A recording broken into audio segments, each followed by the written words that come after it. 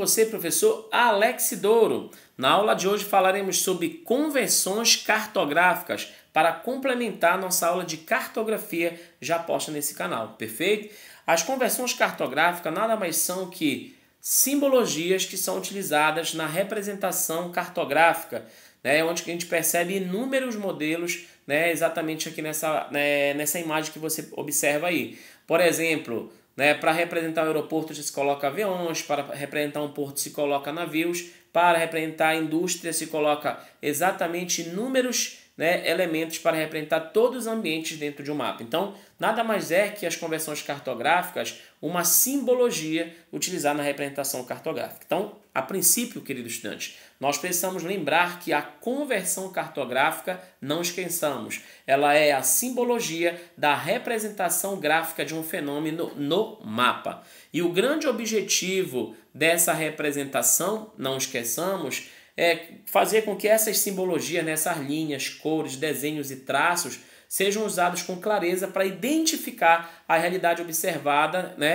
num determinado planisfério. Pode ser numa carta, pode ser numa planta, num globo, num mapa e até num croquis. Perfeito? Existem inúmeras simbologias e o grande objetivo é você entender que essas simbologias todas têm significados super importantes no mapa para o seu entendimento geográfico. É nesse contexto que nós temos, por exemplo, tipos de linhas, Nós temos as linhas isópsias, que unem pontos da mesma altitude. Nós temos linhas isoetas, que unem pontos de igual profundidade. Temos isotermas, que unem pontos de igual temperatura. Temos as linhas isóbadas, que unem pontos de igual profundidade. Perfeito? E claro, nós temos as linhas isóbaras, que unem pontos de igual pressão atmosférica. O interessante é você entender, queridos estudantes, nessa aula, que existem inúmeras simbologias que são extremamente importantes para que nós possamos entender as representações cartográficas. Quando a gente fala em convenção cartográfica, é importante nós lembrarmos a representação topográfica.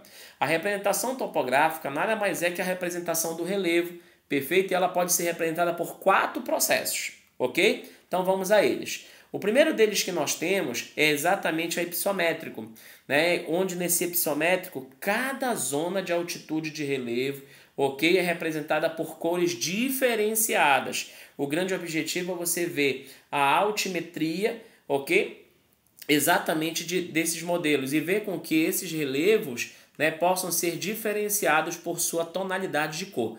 Tudo bem? E outra coisa que nós precisamos lembrar, queridos estudantes, é que nós temos uma representação batimétrica, ou batimétrico. Ela representa as profundidades oceânicas do relevo marinho, para que a gente possa exatamente analisar as profundezas dos oceanos e analisar fatos que a gente vai ver. Por exemplo, salinidade, a questão da construção de portos, a concentração de navios e inúmeros fatores relacionados à questão do relevo marinho. Tudo bem? Outro fato que nós precisamos lembrar é que nós temos as rachuras. Essas rachuras elas são importantes para nós entendermos exatamente as linhas paralelas, ok? Ou divergentes plotadas na direção do terreno, onde o grande objetivo é fazer com que, na verdade, possa garantir uma maior locomoção e, claro, um maior manuseio daquele espaço. E, claro, não podemos esquecer um tema que é muito recorrente em alguns concursos, como, por exemplo, o Enem, as curvas de nível.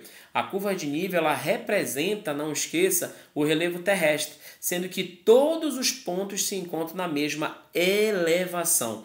Então, observa, a representação cartográfica ela acontece exatamente a partir de 4 modelos. Então, nós temos o ipsométrico, batimétrico, rachuras e curvas de nível, ok? E não esqueça, dentro dessa questão da representação também, nós temos o bloco-diagrama. É uma outra representação super interessante. O bloco-diagrama ele pertence a uma categoria de representação cartográfica de fácil visualização, ok?